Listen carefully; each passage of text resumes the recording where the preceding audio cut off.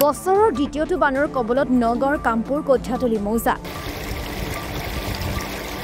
যোৱা কিছুদিন ধৰি নেৰানেপেৰা বৰষুণৰ পাছত বানৰ কবলত পৰিছে নগাঁও জিলাৰ কামপুৰ আৰু কঠীয়াতলি অঞ্চল কপিলীৰ উপনৈ নিখাৰী আৰু যমুনা নৈৰ বাঢ়নি পানীত বুৰিছে ন অঞ্চল দ্বিতীয়টো বানত জলমগ্ন হৈছে তেতেলীখৰা জুমৰমুৰ কঠীয়াতলি আৰু পঞ্চায়তৰ বৃহৎ কৃষিভূমি কঠীয়াতলিৰ বিলচা আটি কঁঠালগুৰি আৰু মহগড় টেপ আটি সংযোগী পথৰ ওপৰেৰে পানী বাগৰাত যাতায়াত ব্যাহত হৈ পৰিছে আহাৰ মাহত পথাৰৰ কঠীয়া আৰু ৰোৱাতলিত পানী সোমোৱাত মূৰে কপালে হাত দিবলগীয়া পৰিস্থিতিৰ সৃষ্টি হৈছে কৃষকসকলৰ মাজত স্থানীয় লোকৰ চৰকাৰ তথা বিভাগীয় কৰ্তৃপক্ষক অনুৰোধ সাহায্য প্ৰদানৰ বাবে পৰৱৰ্তী সময়ত চৰকাৰ তথা বিভাগীয় কৰ্তৃপক্ষই কি ব্যৱস্থা গ্ৰহণ কৰে সেয়া হ'ব লক্ষণীয় এতিয়া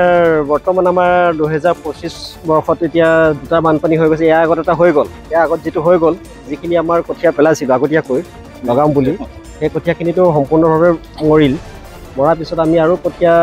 মানে বীজবিলাক কিনি আৰু পেলাইকৈ এতিয়া কঠীয়া উঠাই মাটি লগালোঁ এতিয়া প্ৰায় মাটি লগোৱাৰ পিছত এতিয়া বান আহি গ'ল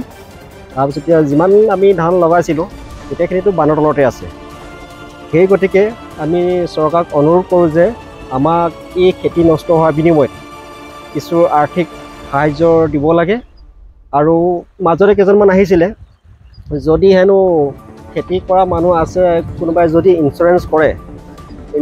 কৰিলে মাহত খেতি যাৰ নষ্ট হয় কিবা এটা আৰ্থিক সাহায্য চৰকাৰৰ পৰা দিব এতিয়াতো তেনেকুৱাতো আমাৰ একো পোৱা নাই